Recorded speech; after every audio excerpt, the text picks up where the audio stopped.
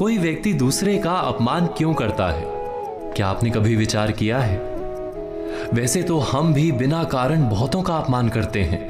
हमारा अपना अपमान भी बहुत बार होता है। संसार का सारा व्यवहार एक दूसरे का अपमान करने पर टिका है। जैसे पति अपनी पत्नी का अपमान करता है, पिता अपनी संतानों का अपमान करता है, नौकरी देने वाला अपने नौकर का अपमान करता है, अर्थात जो भी बलवान है वो निर्बल का अपमान करता है। यदि हम शक्तिमान हैं तो अपमान के बदले में लड़ाई करते हैं, और यदि लड़ने की शक्ति नहीं होती तो हम अपमान सह लेते हैं, स्वयं को निर्बल और असहाय मान लेते हैं। हमें छोटे होने का एहसास होता है। ऐसा प्रतीत होता है जैसे हमारी आत्मा कुचली गई हो। किंतु कोई किसी का अपमान क्यों करता है?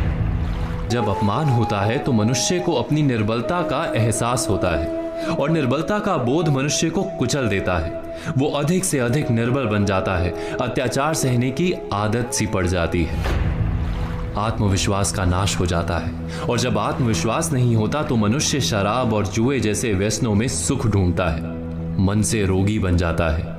आखिर किसी भी मनुष्य की ऐसी दुर्गति कोई क्यों करता है? अपमान करने वाला वास्तव में क्या सिद्ध करना चाहता है? कभी गहराई से विचार किया है? वास्तव में हम किसी का अपमान करते हैं उसकी निर्बलता सिद्ध करने के लिए, ये बताने के लिए कि हम अधिक शक्तिमान हैं। अर्थात वास्तव में अपमान करने वाला स्वयं अपने आप को शक्तिमान या बलवान सिद्ध करने का प्रयास कर रहा है।